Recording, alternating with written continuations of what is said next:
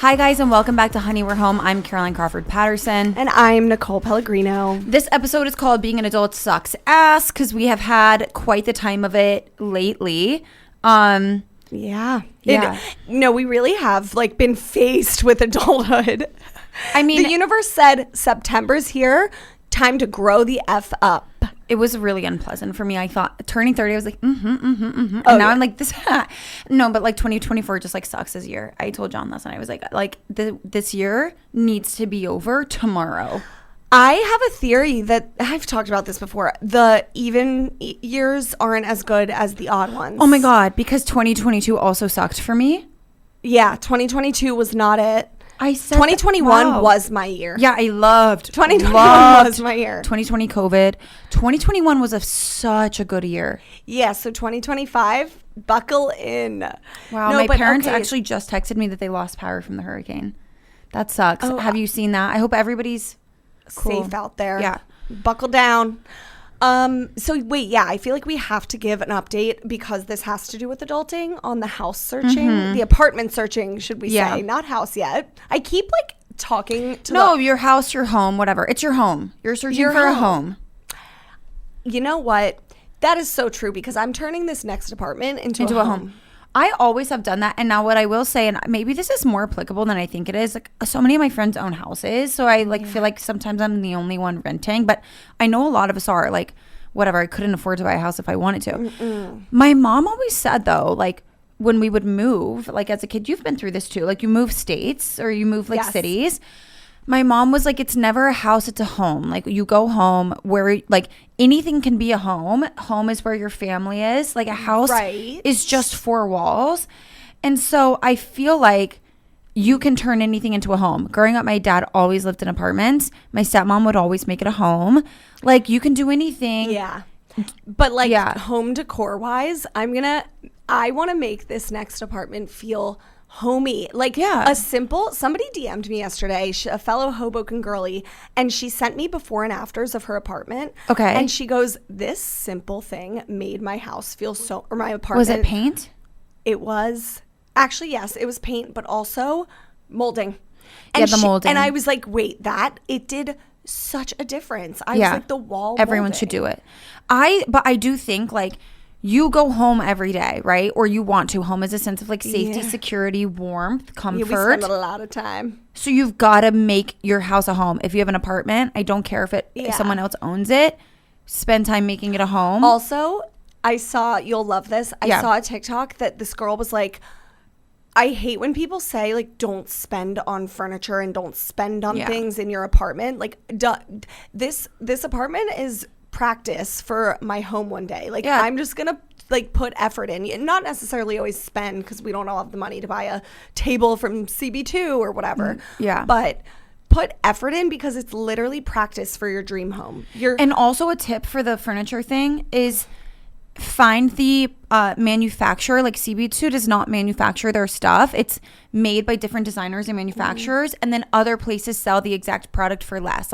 For example, our dining table, I know CB2 sells a version of it. Right. I found the manufacturer and I bought it for $500 less on a different site that also sold it. CB2 just marks it up. So but everyone does that. That's a hack. I'm not to say everyone, but generally that's smart. Yeah, Brooke was also saying she was just instead of ordering a nice table from CB2, find an outlet near you, rent a U-Haul and go to the outlet because not only will it be cheaper, it will come faster because when you order, it takes a long time. It takes forever. I do generally believe on not buying anything full price. I'm gonna really try not to. Facebook Marketplace. I love Facebook Marketplace. You find the best stuff. Mm-hmm. You don't want your stuff to look like everyone else's, but I agree with you. If don't the kind of law of don't buy a nice couch because you don't know what will fit in your next apartment. I don't agree with. I would rather keep hunting for an apartment that fits my nice couch because I sit on that couch 365 days out of the year. Right. And you know what? I actually don't know how long it's going to be until I have a house or buy a home. And I don't want to find myself at 42 being here I am on my 14th IKEA couch spending just as much, probably more at that point, if I would have on one nice couch, put a little more work in, Find an apartment that fits your couch because you have your furniture. You take it with you. Right. Stop it's with the consumerism. As like not wearing your clothes. Like when you're like, oh, I need to save this outfit for something. It's like, just wear the damn outfit. And my people not using their china. Use your nice dishes. Just, you never know. You could die Use tomorrow. your stuff. You bought it. It's yours. Use it. You live once. You deserve nice things. If you have nice things, use them. And my philosophy is keep it in good condition. You can sell it on Facebook Marketplace for close to what you got it for. I've bought couches from Facebook Marketplace. Yeah, I did once. It was scary.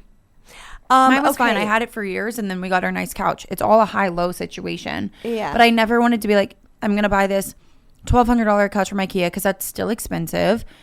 I'd rather buy a $300 couch from Facebook Marketplace and then in 3 years buy a West Elm couch on sale, like which I did, huge discount, and then like have that forever and work around it because whatever, like yeah. I mean, you don't need to buy new things for everywhere you live. Also, by the way, just buy stuff you love and it comes with you. Bob the Builder DIY. Tell them quickly if they haven't seen your TikToks because you're showing all the apartments that you've looked at, which is honestly such a fascinating thing. I like went on a scrolling. Did you watch? They were long, so a lot of them were long. So I but in the best way. Like if you have time, it's like the Who Did I Marry series. If you have time, go to Carolina. Well, they're only like a minute and a half, the longest. Oh well, my attention span is a goldfish. Mine too. So, but no, they're honestly like fascinating, and I think your search is relatable because you guys are trying to save money. And so is mine. I mean, I live in Hoboken, so that's relatable right there. If we, our next place, if it was in Manhattan, we just simply could not afford it. But your search is relatable because you're not one of those influencers who's getting a 3-bedroom apartment magically, like looking over the entire city with a view of Central Park, like. Listen, one day for you.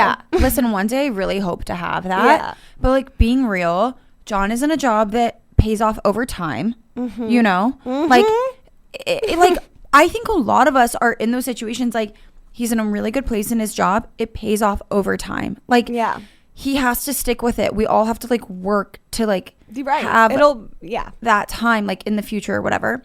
So he's in a job that pays off over time. Like I make more money than I made when I was at Wells Fargo, but like I didn't live in New York when I was at Wells Fargo. Like we have a very normal budget for all of our other friends in New York. Totally. You know what I mean? I hope that I can get like the huge 3-bedroom Tribeca apartment, please, like really. But right now we have to save money so that if we ever want to afford that. Well, and New York is not okay. Like I told my dad our rent last night on the phone, and he was like, Nicole, that's a mortgage for a 6-bedroom house. We had to tell John's parents too because I don't think they knew how much.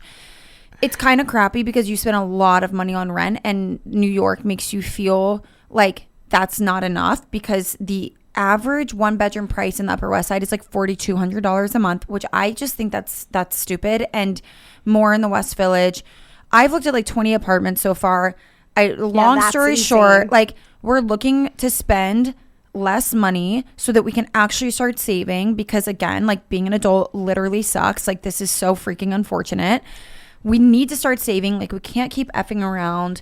Eventually we're not going to be able to like travel anymore. We're not going to be able to have a baby. I don't want to be 36 like wow, I couldn't have a baby because I couldn't save, or I had to move out of New York to have a baby because I was so irresponsible that I like couldn't get my crap together. So I've looked at like 20 apartments. Most of them like it's pushed us more to the Upper West Side, even though I'm between us two guys, I'm like, I'm coming back for you for the West Village. And John like knows that. I'm like, I'm coming back. And I feel like people are asking you like, why not leave the city? Why not go into Brooklyn or Jersey City or Hoboken? And I mean, if it were up to me, we all know I would live in Manhattan. Like I would, but it's me compromising with my husband living in Hoboken, and we have our car and we have our our dog, and we're closer to family. Like Hoboken right now in our lives just makes sense. Not to say we'll never live in Manhattan. My plan is to get like really rich, like me, the one getting really rich, not even Mike, so I can just be like, we're all moving to Manhattan and we're all gonna have a car. Like my plan is to get really rich so I don't even have to like worry about things. Yeah. And I know that's probably yours too, but my plan is for like John to get really rich and then for me to like kind of like fuck about and get really rich, but like like both. Ideally both. Yeah. Ideally both, but in like a different like in a different path. Like I'm like Mike, you could just be along for the ride. What the hell is wrong with me? My plan is like if I fail, like it's like cool because John already. Yeah, like ideally ideally all of us, including you guys listening, we all get rich, but we're also Delulu. So what would be your answer to that? Like what's your justification? Not that you have to justify, but also like you kind of do. Yeah, I can rant this off really quickly. Yeah, be quick. I waited like 10 years to live in, I waited like my whole life to live in New York. We finally moved to New York. We've been here for 3 years. I'm like, I don't live in Manhattan to not live in Manhattan. Like for me, like living in New York, like the joy is living in New York. All of the bad stuff, I'm your video gaslighting myself into loving like New York. Yeah. All the bad stuff to me is so worth it because I love stepping outside and like literally being in the middle of it. Like I don't crave the daily escape from the city. I enjoy it. Why not Brooklyn then? Because Brooklyn isn't off the table. I think the easiest thing to say to this is we were going to be in our apartment for a fourth year. We love being in the West Village. We're not over the neighborhood yet. We still feel like we're experiencing our time in that neighborhood. We have to move a little sooner. So like Brooklyn is something that's always been on the table for us when we start having kids. Well, also we're just not there yet. Remembered John goes into the Manhattan office how many days a week? No, 5. Yeah. So like John goes to work downtown on the west side 5 days a week. See, Mike works from home, like, and chooses when, and the homebody that he is, I'm like, go into the fucking office, go show face. And he's like, okay, like once every other week, and that's because I'm like, you need to go the fuck in. But like the other sellers he works with and stuff, they're in like North Carolina, wherever. Yeah. And he has to travel and do other stuff. No, I'm not saying that it's not doable to live elsewhere. John has so many teammates that don't live like, close by. No, however, that is a factor though. Huge factor. If Mike went in every day, we'd probably. There's something for both of us here. Like currently, John sometimes jogs to work and then works out when he gets there. It's like a 15-minute jog for him. So it's like that's his workout. It takes him 7 minutes to bike to work, and it takes him 17 minutes on the train. So commute is a big deal. I saw some places in Brooklyn I liked. It was literally, it went up to like a 45, 50-minute commute for him both ways either day. See, that's a lot. He gets home at like 7:45 p.m. already. So then to say, okay, wait, now that's going to be closer to 9. I just am not ready for that yet. The second thing is I do work from home, but go to like different meetings or recordings or events throughout the day. Being able to go home throughout the day, I really, really value. And being able to like, because I work alone, work with other people. You end up coming from me, because I do that too. Like I'll film some videos in the morning in the city, and then I'll have a recording, and then I'll have a gap of time, and then an event I have to go to. And I used to have like the Betches office where I would just go. Since I literally don't work there anymore, I can't just pop on in. So I'm like, okay, I end up spending money because then you have to find a coffee shop, and then you feel like an asshole if you're not buying anything. Thank you so much, because it actually took me weeks to explain this to John and be like, I'm not, I for the record, I want to stay in Manhattan. I enjoy Manhattan, but I was like, I'm not making this up. This is a real reason. I was like, if our goal is to save money, it doesn't save money. Between having to take myself out to eat for lunch because I can't go home for lunch, sit at coffee shops to work, I already spend so much money doing that just to get out of the house. I live still in Manhattan. I'm like, I had to stop doing that to cut back on expenses. Like, I can't imagine how much that would be if I actually didn't have time to go home between stuff. I also spend an arm and a leg in transportation. Mike's argument to that, he's like, take the shuttle to the path and then path. And yes, do I do that sometimes? Sure. But a girl loves an Uber, and sometimes my treating myself moment isn't even like buying a designer bag. It's not buying, well, that's a lie. It's buying new clothes, that's for sure. But like, I'd rather, instead of get a blowout, I have a friend who gets a blowout once a week to treat herself. No, you've said this before. I don't treat do that. yourself by getting Ubers. My treating myself is giving myself a car, and that, it adds up. It adds up. I mean, I've had to do the Hoboken commute a few times through Uber. It's super unpleasant. The Ubers don't want to take you into the city. They kick you out of the car. It takes forever. The path comes once every 15 minutes. Okay. No, I know. I mean, that I'm just saying that if our goal is to save money, like whatever we would be saving in rent, I literally do not Uber here. You know this. I take you on the subway every 5 seconds. Yeah.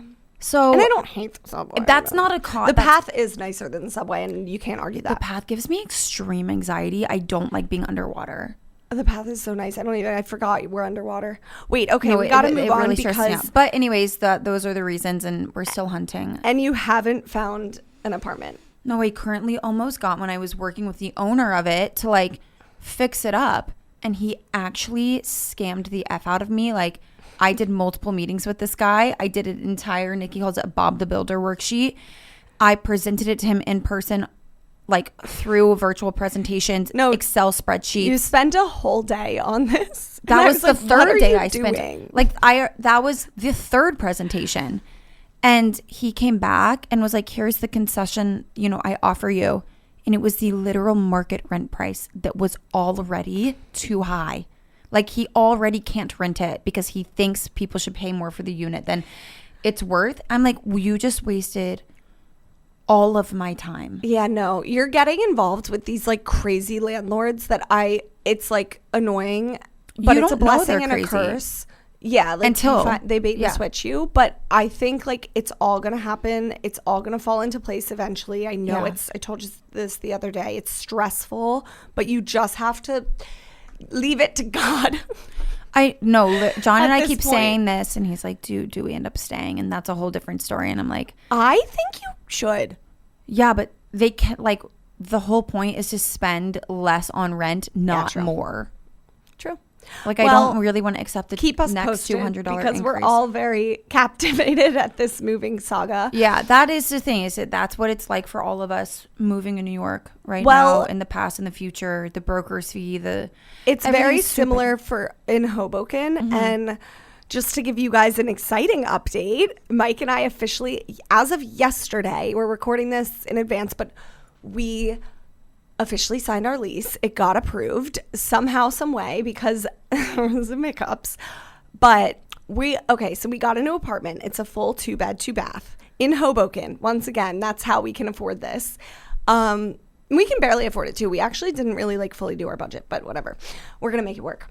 And I mean, for an apartment, it's huge. I'm just so excited to have space. It's with our beautiful. It's beautiful. It's a loft. It's a 2-story. It's like, it really does feel like more of a home. I'm just so excited to have stairs. Like, that way we can like kind of get away from each other, Like, I'm excited to see Louis running up and down the stairs. It's with our same management company of the building we're in now. So that's why it was like easier than this one's search over here, because we just, and that was our compromise. Like, I wanted a cutesy little like brownstone-y, not a brownstone, but like, a cute little like no, some of the ones you were looking at like were that. Yeah. And that's great, and it's worth it for me to put that work in to find that, but like it also comes with its price. Like, for example, we're in that right now, and me going to management saying, what else do you have? That's not a real ask, because I live in a unit that has like a building that's 5 units total. It's an individual brownstone. That's all they're not going to just switch me to something. Right. So our building is literally right next to the one we live in now, which is like so convenient. We're still going to get movers for the big stuff. But I'm so glad we don't have to change Louis' routine. He still has all of his spots. Like, truly, my life is centered around this dog. This move was really a compromise between me and Mike because, as you know, like I just said, I was looking at all these different places still in Hoboken, but like a cute to other like place with a backyard and stuff. And Mike was the logical, realistic one. And he was just like, I do not want to put $20,000 down up front with the broker's fee, breaking our lease early because it's not up till March. And that's how much it costs. A new security deposit, a new everything. Like this way, we like still have all of our amenities. But I really am actually going to put effort into it. I said on Instagram yesterday, I was like, it's not that I'm bad at like horrible at interior design. I'm no like interior designer by any means. I have no training, but like I can pick out cute stuff. Yeah. It's just been that every apartment we've lived in, it's just felt like a temporary thing. Like, we know we're going to upgrade in a year. I've been too lazy to really even like put stuff up on the walls. Mike didn't let me get the nice blinds in this last one. I had a meltdown in Home Depot. It's been like that. So this apartment, I finally feel where I'm at a place where I can invest both a little bit of money, but like my time and like my energy in it now that I don't have my full-time job. Yeah. And I'm just excited to do that. Okay, so there are like some bad stuff about adulting right now, but also good things. Like good things are coming of it. Yeah, I mean, it's still stressful. Okay, so the reason that we really decided to do this episode was kind of based on this stuff, but it just feels like everyone we're talking to, it's like a rough month to be an adult. And part of being an adult is like silently eating shit. Like we all eat different shit and we all do it like silently. Like you don't complain about it because no one's having a good day. Yeah. And so we were like, this is going to be a good place to just dump it all out because no one's sitting here and judging us. And then we can just like air out like all of the dirty laundry. I personally feel like unprepared to be, you know, an adult. Like I'm in my like actually finally being able to be like a kid era, and it's coming at a very terrible time for me because it's also at the time when being an adult is required of me by age and responsibility. Yeah. Okay, so what we did. Fuck, marry, kill, baby. Yeah. So what we did is we asked all of you guys what your least favorite part of adulting is right now, and we arranged it into a game of fuck, marry, kill. So these are the rules. Fuck is the problem that you can handle but never want to have to deal with again. Marry is the problem that you could live the longest with. And kill is the problem that has the highest likelihood of driving you clinically insane. Okay. A true game for intellectuals. Yeah, like this is a way to make like the depressing adulting stuff more fun. Like childish, actually. Yeah. Good for us. Okay. The first one is fuck, marry, kill. Never having a summer again. Constantly worrying about how you'll be able to retire, or no longer being, quote, young. Okay. I'm going to say, I would say marry no longer being young. Because, like, I can get over that. I can get over that. Like, I think that there are, like, some benefits. Like, hopefully, eventually, you know, whatever, you have kids, you make more money, things get better. I'm going to say kill never having a summer again. Like, that is actually the crappiest thing none of us saw coming. I don't say kill. I used to say that. Oh, but now that we work for ourselves, we can't say like it. Now life is summer. Okay, but the thing is that if I had known that there would come a time when I would not ever have a time where I didn't need to like work or make money. Yeah. I mean, it's when like your first year out of college, when you're in that job and summer comes and all the kids are being let out and you're just like, oh, fuck. So this is it. Yeah. That's when that post-grad depression really hits. Like I had friends that didn't start their jobs until after the summer after college. And I'm like, why did I not do that? I started in the middle. I literally immediately moved like to Charlotte, and I don't know what I was thinking. I think that's traumatic. I think for normal people that aren't self-employed or work that have like a 9 to 5, never having summer again would be kill. I say the retire thing is hard though. I would fuck the no longer being young because I do I know with that. Yeah, like I know getting old is a privilege. I know that. But I do look back and I'm like, oh shit, those were the best years. My dad always said college is the best 4 years of your life. You're going like soak it up, have fun, but also like be there to learn, but you're going to love it. And in the time I remember being like, it's like whatever, it's college. Looking back, you really don't have huge responsibilities yet. And that's why he would say it. You're not fully out, like huge responsibilities yet. You're not a full adult yet. Yeah. You do just get to like go to class, learn. My biggest regret is not really valuing the learning like an entitled little shit.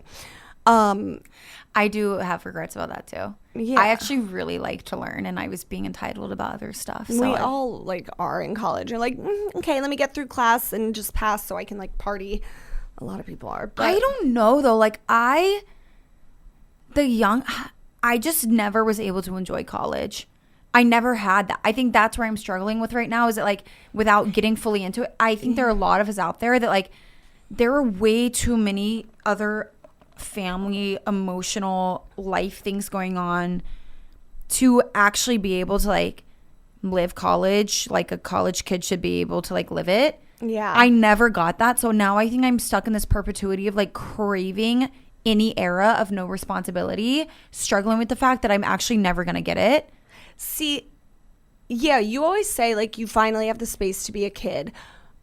Do you feel like literally before high school, like your actual childhood, elementary, middle school, whatever, was compromised? I see. Those were my best years. Yeah, that makes me happy for you. And I, there's no part of me that's like, you know, when I had to do this when I was a kid, I'm like, bro, I'm so motivated that like people got to have that kind of experience, and I'll give that to my kids.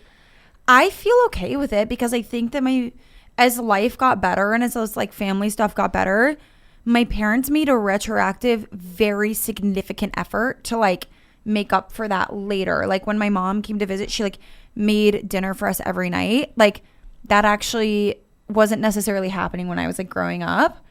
Yeah. So I'm like, oh, like she, when I go home, she like does my laundry. Yeah. See, my high school years were like shit. I look back on those and I'm like, it was like the movie 13. Like I needed to, something needed to happen. And I really think, we've said this before, it was like spurred by the divorce as I was going into high school. Yeah.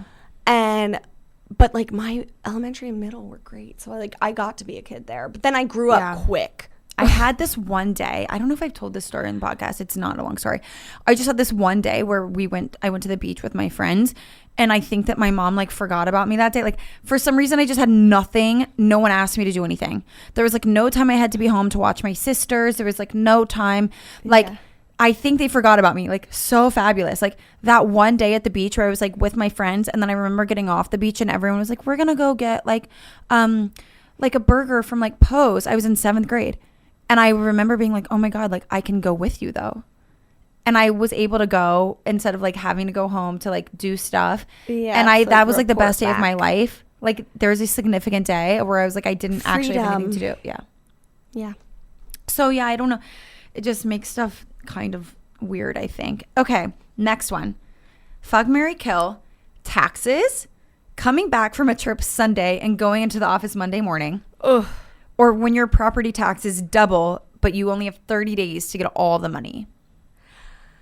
I would kill taxes in general, just because they're too much. I would fuck coming back to a trip Sunday and going to the office Monday morning. Again, channeling my alter ego of still working full time, but that is true. That is the worst thing to have to do. And you do it all the time. Like after a bachelorette party, please. And then, I mean, I don't have property taxes yet, so I guess I'll marry that because like that sounds nice to even have those, to have property. Yeah, but that's insane. Double in 30 days is almost worse than taxes. Is like, everybody's response was mortgage. I was like, damn, this does not make me excited. Is the government okay? Like, why? No. My dad texted me last night about, we asked our parents for advice that we'll give you guys in a second about how maybe adulting gets longer. First, my dad gave me good advice. Then he sent me an entire paragraph about how you will always run into financial problems because of the government. No, like, I was like, great. They're so demanding. Like, can you chill, government? No. Like how dare you threaten me 30 days? No, it's just like, sit the fuck down, Karen. Literally no one asked you, okay? Yeah. Thank you so much. I didn't get a say in this rule. Yeah, like it's just a lot. Most of the people making the decisions will have no trouble paying their property taxes. Yeah. Literally, like, actually leave us alone. All right. The next one, fuck, marry, kill. Fuck, marry, kill. Yeah. The anxiety of being an adult but not ready to have kids yet. Okay. The anxiety of your parent or parents getting older. Mm-hmm.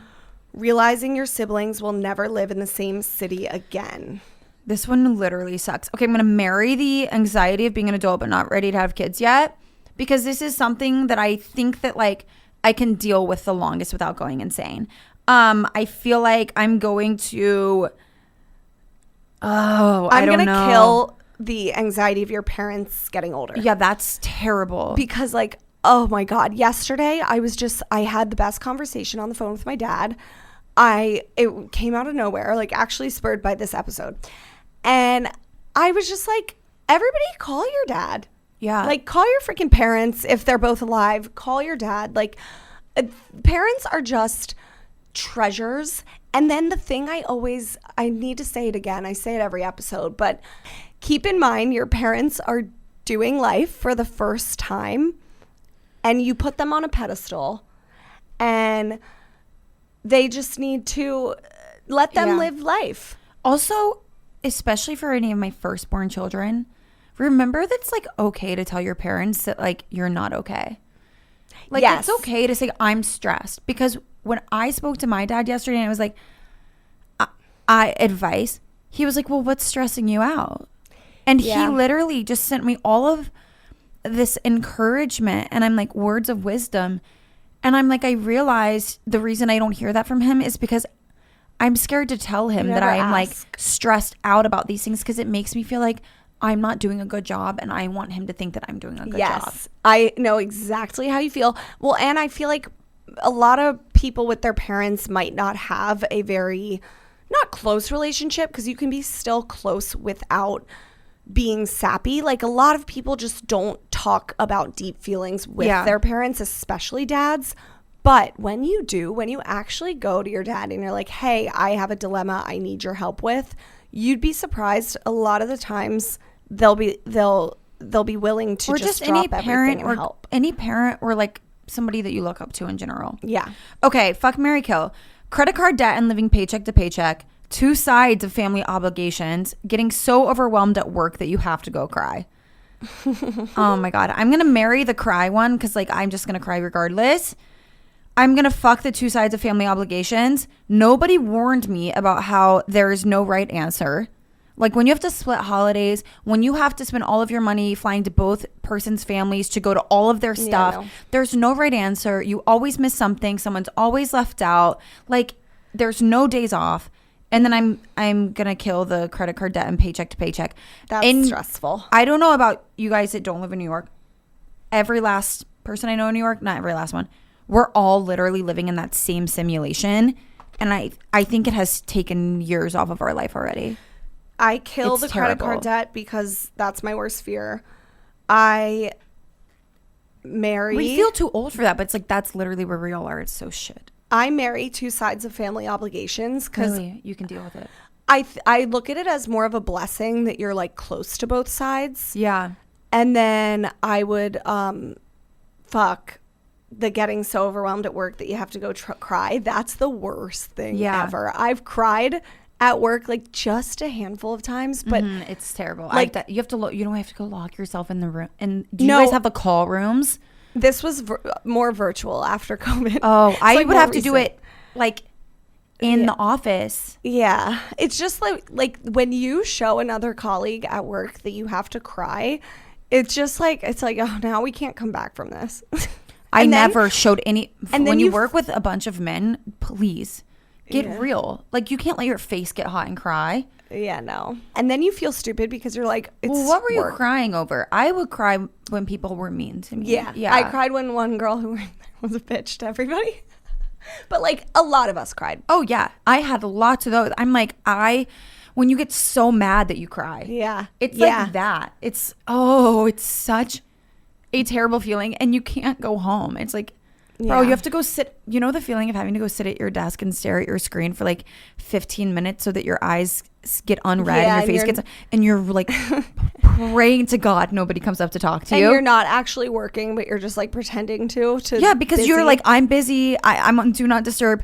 Yeah. You are literally praying to all that exists. Please, no one come speak to me right now. Yeah.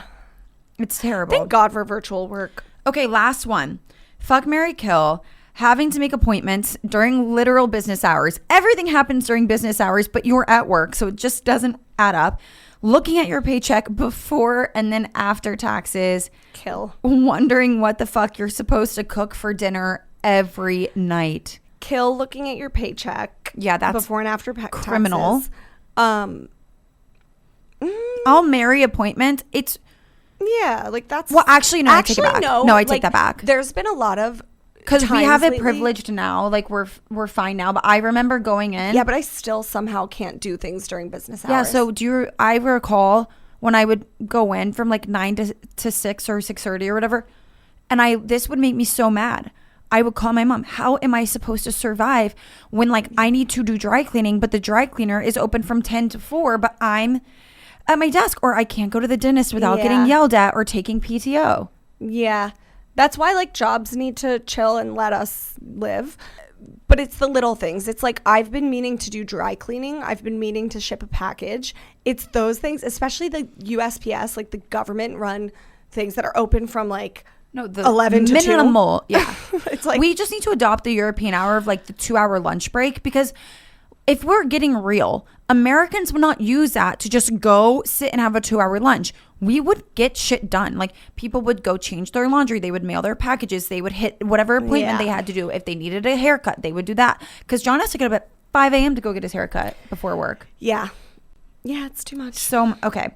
All right. I think we should do it. This was an idea you had, which was honestly so good. I think everybody listening should text their parents and say this. Yeah. I think we should go into our advice from our family members about adulthood. So we texted adults in our life that we look up to, and we asked them, since you were having a hard time adulting at this moment, we said, is there anything about getting older and becoming an adult more that sucks less or gets better over time?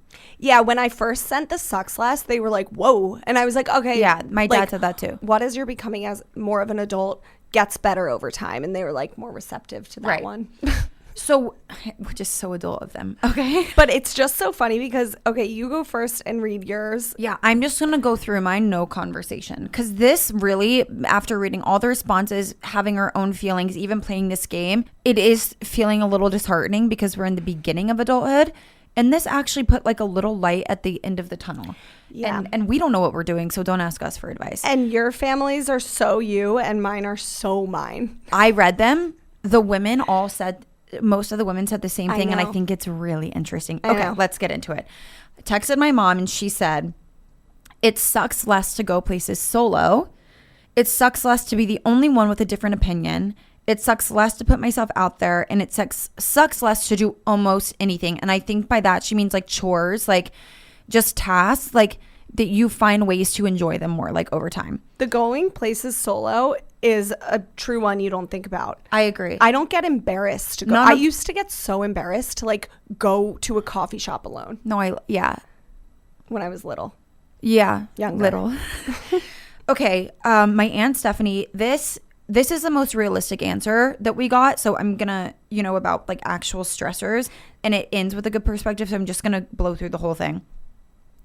She said there are things, but they are always short-lived or overshadowed by other stressors. Example, the baby will sleep through the night and you feel like you can conquer the world, but they soon become mobile and you have so much less free time while you're awake because you have to make sure they don't kill themselves.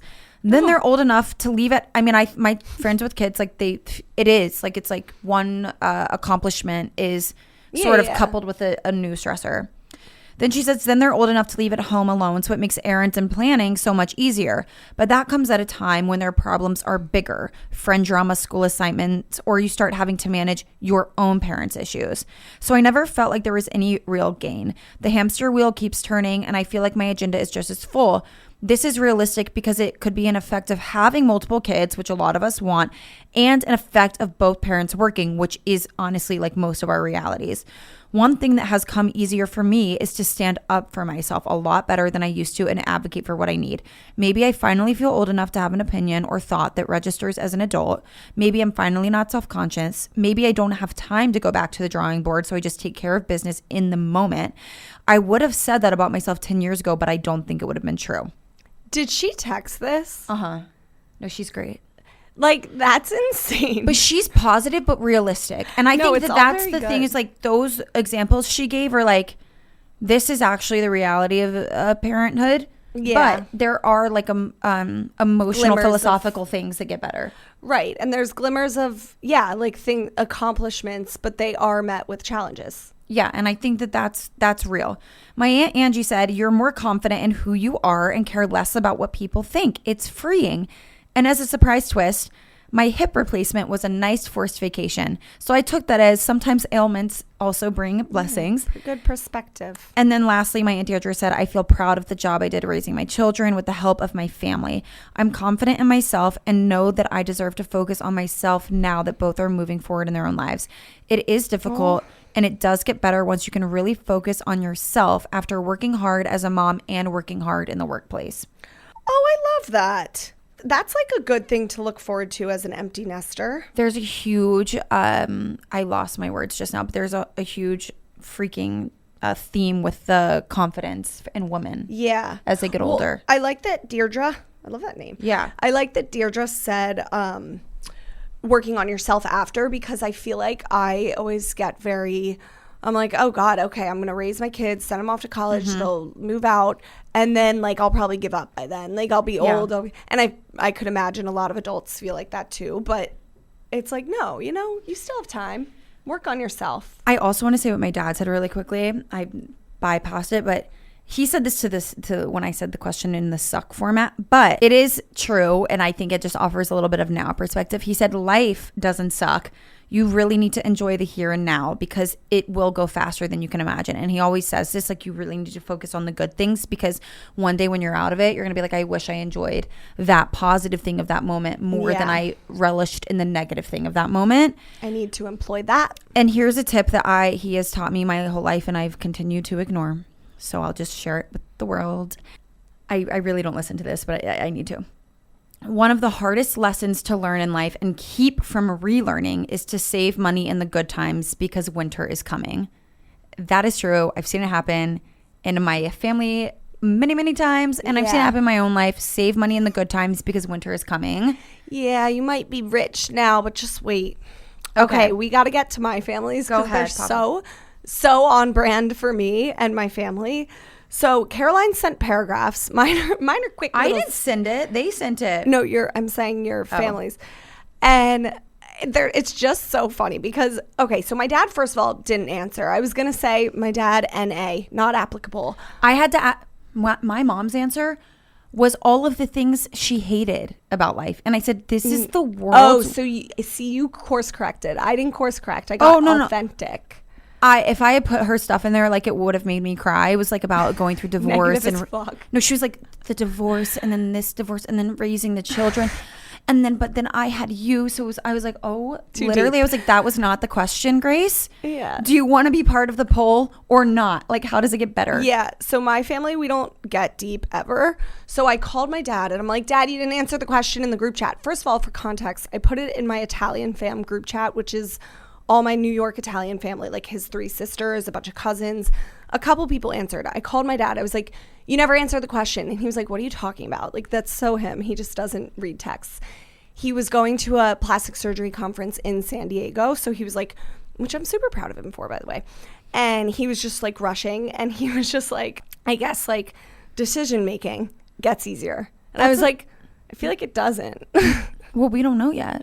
Yeah, I would really love like, I feel like your decisions get harder. No, I think your decisions get harder, but the decision you making the right decision probably gets easier. That's what he meant. The decisions you have to make are probably larger, but being able to, and that goes with what all the women are saying, is like you're more confident in yourself and your decisions. Right. So like how much time do I spend stressing about what the right answer, what to do? Yeah. The right decision. God, it takes yourself, long. you know what you want, you know what you're supposed to do. Yeah. I spend most of my time weighing what I'm supposed to do. Yeah. And then Jenna's was shot it back right away. You run out of fucks to give the older you get, which is so true. That's literally in line with all the women. Yeah, like getting more confident. Like they don't care. My brothers, so my brother and dad are the same person. Very like men of few words, but the kindest, best people you'll ever meet. I texted him on the side for his because I did want his because he's so wise. And he, of course, didn't see the group chat either. And I was like, what? I asked him the question and he goes, credit score. Great. Which is answer. Honestly a good answer. I hope that's true for me. My Aunt Carol goes, well, you get more comfortable and confident with who you are and your beliefs. You care less about what other people think. And then she goes, oh, I have another one. Acne gets better. Which I sure hope it does because honestly, I've been getting older year by year and it hasn't improved. But hers was more about the comfortable and confident. Aunt Gina goes, I think your life improves with age, which is honestly just refreshing to hear. You become more confident and comfortable with who you are. I try to be more positive now and focus on making myself better friends, making time for people. Love that. Experiencing new things and new places. Look good, feel good, do good. These are my fun, like, aunts. You just have to know them. Your aunts are great. Like, my aunt's like the hip replacement. I'm like, great. No. Mine are, they talk about like 3 women that stay young forever. These are them. They're 3 sisters. My dad's 3.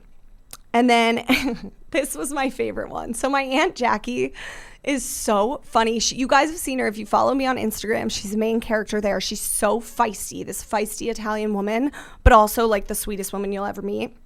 And hers was so on brand because she didn't actually answer the question. She kind of just gave like life advice and goes, don't sweat the small stuff. Be grateful every day and believe love is the highest power in the universe. With the heart. And the little squigglies in the text were my favorite. That's kind of like what my dad said, but I'm going to say, because I think that one thing they didn't tell us, but they tell us in everyday life, which your Aunt Jackie said, the things that we think are really big deals right now are not. My mom keeps saying to me, you think you're in the trenches? You're not. She's like, doesn't matter. Fine. She's like, it literally will work out. You think this is life ending, and I know it feels that way. That's why I love advice from the elders. Yeah, they're like, it's later you're going to be like, why did I spend so much time stressing about it? And right now I'm like, I can't imagine thinking about anything else. Yeah. But like, they've lived more life than us, so whatever. Yeah. And then Ben, my brother-in-law, late 30s, so sort of an elder, he said, patience improves as you get older, especially after having kids. And then he was like, oh, also with your spouse too. And Does he have a patience issue? Well, no, he's the most patient person ever. So I guess, I don't know if he used to not be, but that's true, I guess. Like, I have noticed, like, I'll be over there and I'll be so overstimulated because my nephews are so loud. The dog is barking. Everything's, like, going on in the house. The noises truly overstimulate me like crazy. I'm like, I can't, how do you guys do this? Or, like, the kids we'll be trying to get out the door and one kid will be futzing over getting his sock on. The other will want his stuffed animal upstairs. And I'm like, guys, come on, get your kids into action. And Jenna and Ben are like, trust me, you'll see with toddlers, like, you've got to just be patient. Like, the toddlers are like, no, I want to wear the blue socks instead of the green. And it's like, I think that's what he means. Like, you just get more patient. And then Heather, my cousin's wife, just like chimed in, love her, mom of 2. She was like, and I really liked this one. She goes, it's easier to mind your own business. Not my family, not my problem. Which, for us that like to gossip and yap, I really do think you get a lot more happy of a person and confident when you stop worrying about others and things you can't control and stop gossiping. Like, I went through a gossip issue in high school when I was a crazy girl, and I noticed, like, I was just happier on my and more confident about myself when I wasn't talking about other people in a negative way. True. And I think that's just a life lesson. But I think that one is really great to apply to what most of us as like newly married people are going through, the stress of combining families. Mm-hmm. Like, that's a lot of like input that we get a lot in our in-laws episodes, etc. Combining family stuff. When you have a bunch of people that believe different things, that are acting a different way, that we're all like stressed about it. We're all like, all of us, like, I know all of us are sitting here like, what am I supposed to do about this? How am I supposed to talk to this person? What if they do this? And how does that affect me? Like, I like that advice. It's easier to mind your own business, not my family, not my problem. Like, I think for her, she means like in realm of her husband and her kids. So like, everything else to her is like white noise, and it's nice to know that we'll all get there. Yeah, that's such a true point. Like, you are going to probably marry into a family that does things differently than you do with your own. Yeah. And you may not agree with it, but even though they are your distant relatives, it's not your family. Right. So, like, let them be. Don't try to change them. Okay, guys. Well, we hope this episode was helpful to you. Next week, we're going to talk about some like Halloween costume ideas too, I think. Yes. It's Nikki's favorite holiday. I need to decide what I'm doing for Halloween. A party in your new apartment. I mean, there will be one chair. Okay, we love you guys so much. Happy October. Happy beginning of fall. We will see you next week. And I hope that this episode made you feel a little bit less alone and encouraged, because I needed it and that's what I got from it. So pay your taxes. Yeah, if you can. Bye guys. See you next week.